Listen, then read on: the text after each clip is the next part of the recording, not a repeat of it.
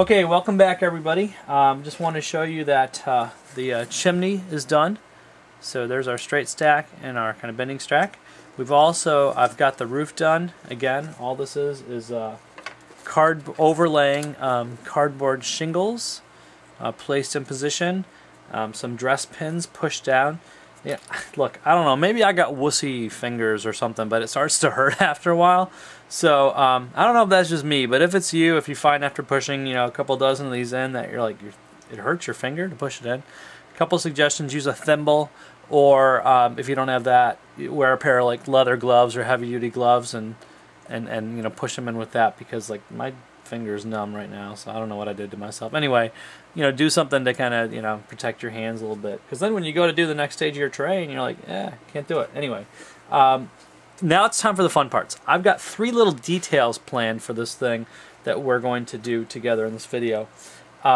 First thing, which is always fun with our Warmachine terrain, or any terrain, is it's time to rivet. Alright, so we're going to rivet like crazy on this thing. We're going to need rivets around the door frame. We're going to need rivets to hold this kind of awning on. We're going to need rivets on these reinforcing corners, rivets on the reinforcement around the chimney smokestack, and of course we're going to need rivets up and down these vertical framing that we did on the corners. So this, obviously, the push pins is one way to do rivets. It's not going to work on the plastic and so forth. And plus, I want some fine, small rivets. Now, really, even if I use the green stuff, snaked up, slice it up method, or the hole punch plastic method, or even these rivets, I'm not going to get the tiny little rivets I'm looking for this vertical framing. So I'm going to teach you a method called Gluedrop rivets, and it's really the simplest, easiest way to do rivets. And it takes a little technique, but I promise it's not too hard. So anyway, what you do for these Gluedrop rivets, and I'm going to do it up and down the vertical framing and around the door frame here, is you just squirt some glue. Oh, gotta open that up. So I got Weld Bond. Any white glue will do.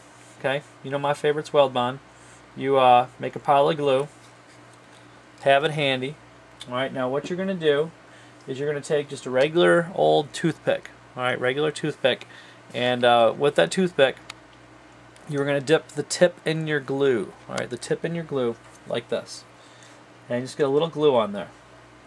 Now I'm going to show you on a piece of scrap how this works. Let me get a little zoomed in here. Alright, so basically, and let me get in the light.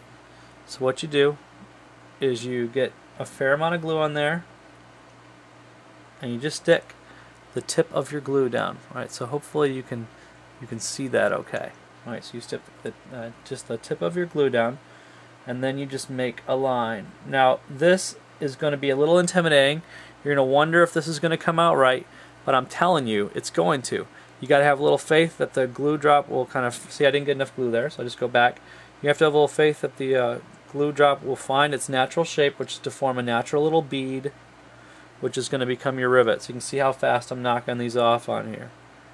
Alright, so I've got just some rivets real fast there. Let me get zoomed in just a little bit more if I can. Oh, that's a little bit too much, sorry. Alright, so you can see my rivets on there.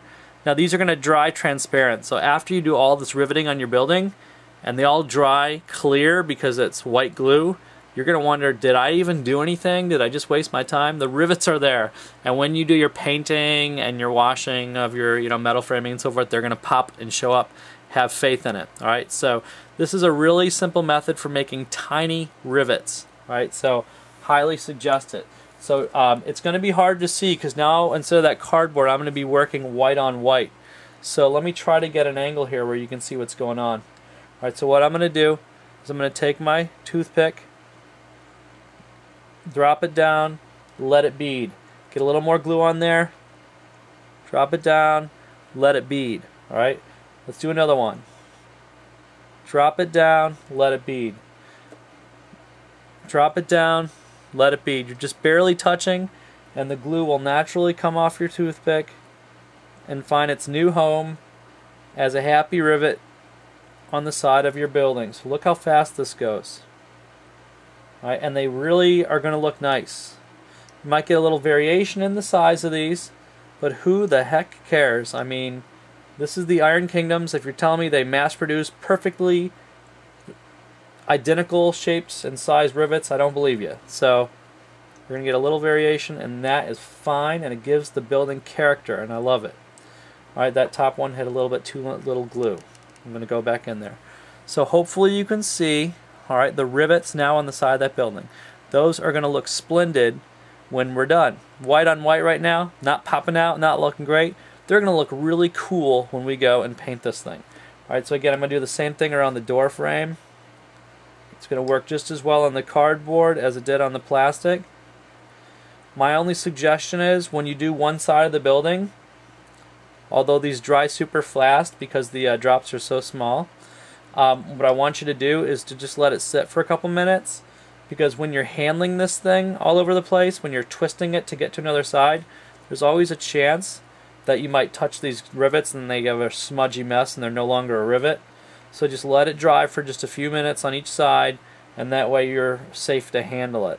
Alright, so that's the bottom line. So there I've got my rivets in a couple places, so hopefully you can make that out. So I'm going to go rivet crazy on all the vertical framings of this building, around the door, and so I got to do all the sides and all around there. We're going to use a different kind of rivet for the reinforcing points, and I'll probably do it for the awning, and so we'll show you that in just a second. But for now, we're going to go rivet crazy up and down the all the vertical supports on this building. So let me get that done, and then I'll show you the finished result in a second. So hopefully, if I can just zoom out a little bit one more time, you can see we've got some rivets here, okay, up this side of the building. So I'm going to have fun now, and this is a lot of fun to do this, and show you the finished product in just a second.